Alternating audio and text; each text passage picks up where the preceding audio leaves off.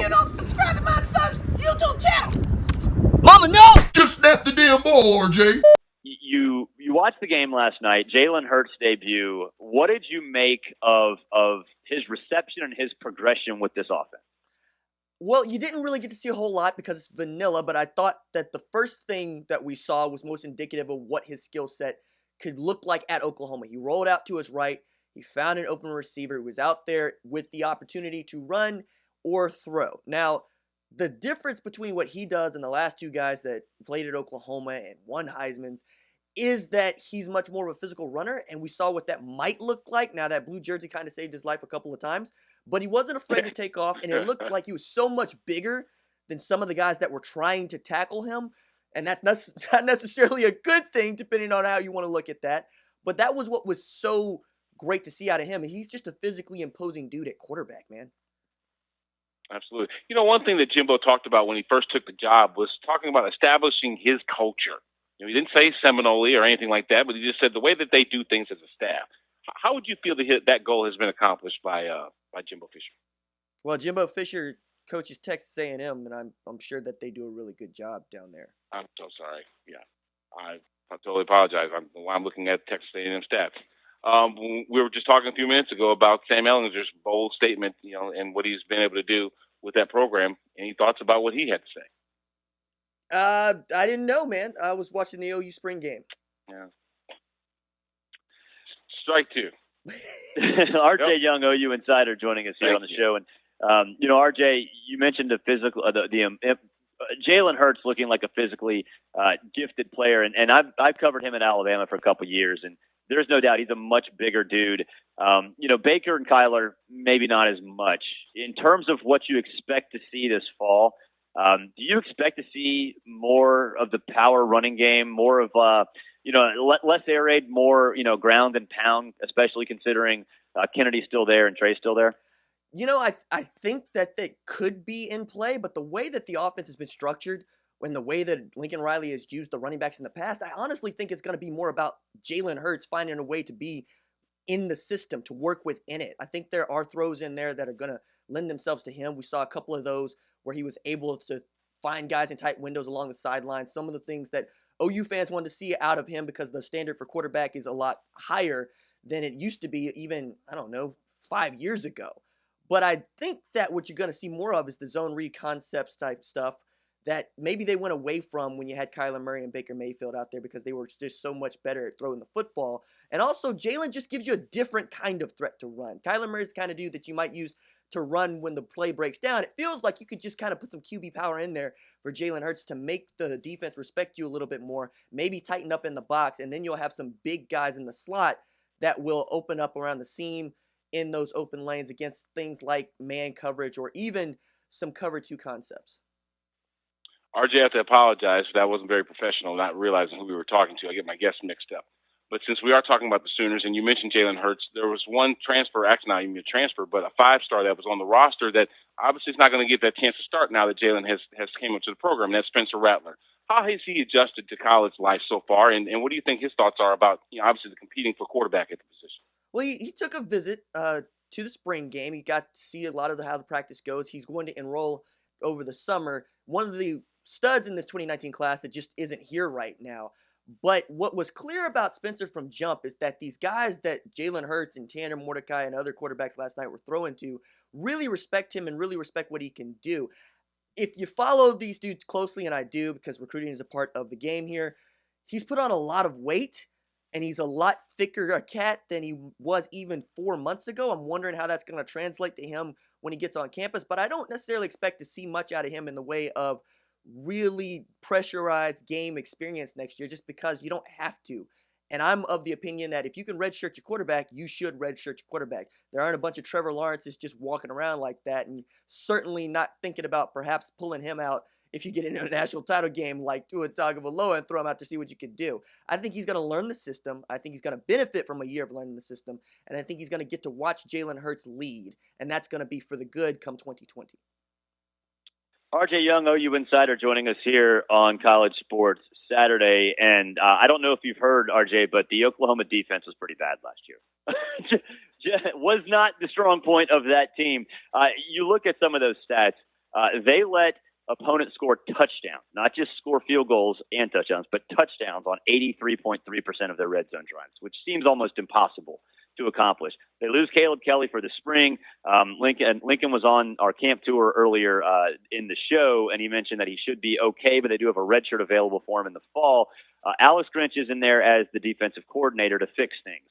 How much realistically should we expect from the Oklahoma defense this year? Oh, man, Barrett, anything that's better than 129th out of 129 in pass defense is going to be better. I mean, no, like last year, right? You're talking about watching a defense where we were counting when are they going to get a third down stop?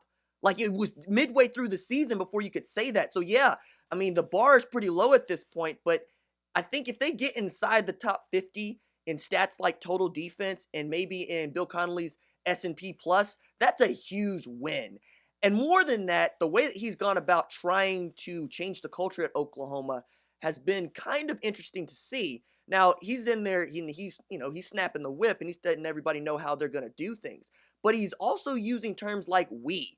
He's not treating 2018 as if he wasn't here.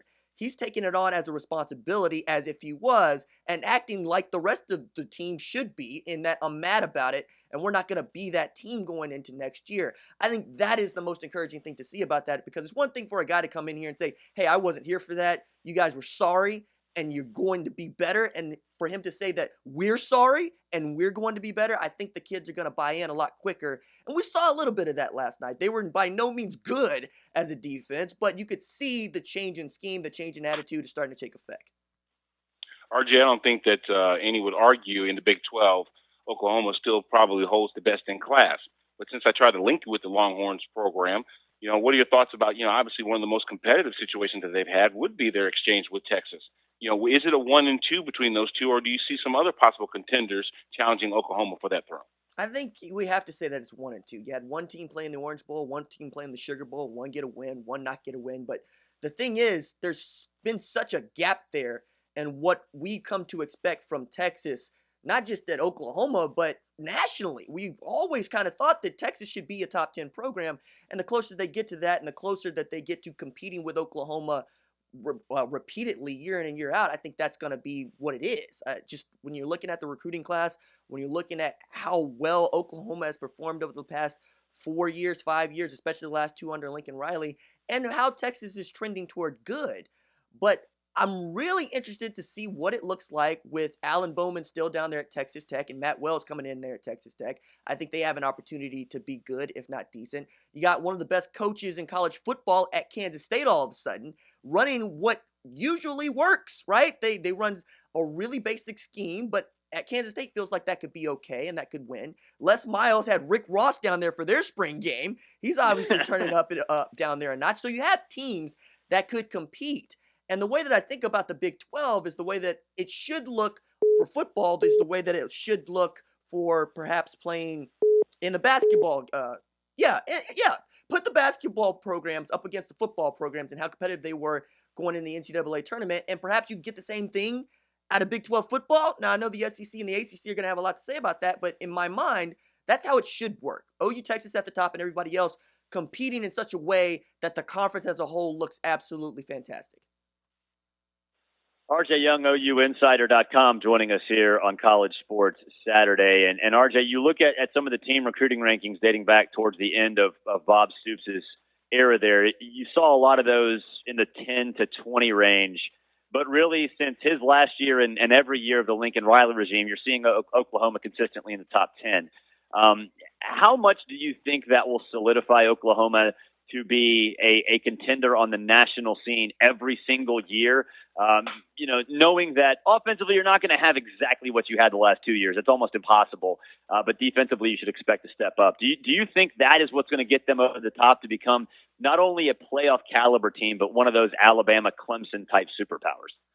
I think so when you're looking at it defensively. We got to look at the defensive recruiting when we're talking about Oklahoma because they're going to get the guys they need to get and want to get offensively for obvious reasons. You had 3 5-star receivers come in this class alone. But if you can continue to land the kind of guys that other teams want on the defensive side of the ball and Grinch's defense seems to work, yeah, I think they could get into that top 5 range of being competing, playing for national championships because I think it's a little off to say they're not a top 10 team or they're not even a top 5 team, because there have only been a handful of teams that play in 3 out of the last 4 college football playoffs, and Oklahoma's one of them. The only difference is they haven't won a game. So they're consistently there in the top 4, even with a crappy defense, a trash defense, a garbage defense. If they had a middling defense the last couple of years, you could make a great argument that they won the last 2 national championships, and we're talking about them in an entirely different way. So when we look at their recruiting, are they getting into the top 10 defensively? Are they landing the kind of 4- and 5-star guys at cornerback, at defensive tackle that they want to get? And the other obvious thing is they have talent on defense. That was never the issue. It's not as if you have a bunch of 2- and 3-star guys out there. They get who they think they should get. Now, can you evaluate personnel better? Can you coach it better in development? Because on the back end there, it ain't like Oklahoma's putting guys into the NFL draft in the 1st or 2nd round defensively. That has to change. So Alex Grinch is going to have to earn his $1.4 million if you're talking about Oklahoma winning a college football playoff game and then getting into a national championship game and then perhaps winning a national championship. RJ Young from OUinsider.com, only a dummy would think otherwise. I got one more for you. We were talking earlier about, maybe some of the differences between coaches like Nick Saban, like Dabo Swinney, and, Jalen Hurts getting into a program that may be more like, the one that he was used to being coached against in Dabo Swinney's program, where he's maybe not necessarily have freedom of expression, but not necessarily near the organization that we've heard, referenced by some of their own players. So how do you feel that this will have an effect on how Jalen Hurts is effective on the field? Will we see more of him than we were able to see in an Alabama offense, being more competitive in that nature, or will just I don't know how you see him, transitioning from a program that has a lot of discipline to one where there may be more, free willing to be creative and whatnot? I think it's discipline on both sides. I think the way that Alabama does things works. I think the way that Oklahoma does things works. And I think that Jalen Hurts is going to find ways to be himself in both situations. As a matter of fact, last night we had an incident, if you would, where they scored a touchdown, right? Jalen Hurts' squad scored a touchdown in the spring game. They ran over to the back of the end zone and did the Dallas Carter photo deal where, they posed for the pictures, and he had his helmet off, and he was squatting there, and he was in his Mac Daddy pose, and he was trying to flex on folks, and he was saying, look, Coach Saban would have chewed my behind out for that. At Oklahoma, that's just what we do. And I think those little things are the major differences. Lincoln Riley is much more emphatic about saying, I'm going to let my kids be kids. He doesn't take away their Twitter accounts, right? He doesn't take away their personalities. The kicker showed up with a Texas Sucks t-shirt on the sideline, all right? They do flash at Oklahoma. They have fun at Oklahoma because that's a better way to recruit. And this is a guy that learned how to coach Baker Mayfield in such a way that it worked. It was symbiotic. There was a partnership. And remember going into the draft of 2018, a lot of folks are saying this guy's a wild card. We don't understand him. We don't like him. We don't get the cockiness. We can't do that. And Lincoln's looking at everybody going, why? If you're an adult about it, if you have some character about you, you have some self-worth and some self-esteem, you can coach Baker Mayfield. You can coach Kyler Murray. You can coach Jalen Hurts. If you need to keep your thumb on a kid, I have to wonder about you personally. I have to wonder if everything with you is okay, because that's a little insecure for some 20-year-olds and 18-year-olds to go out there and have fun playing a game we've been playing or watched played since we were 4 to 5 years old. So I think there's different strokes for different folks, and I think that Jalen Hurts is going to fit right in at Oklahoma just as he did at Alabama. Well said. He's RJ Young. You can read his stuff over at OUinsider.com. RJ, appreciate it. All right, fellas, Thanks, appreciate you.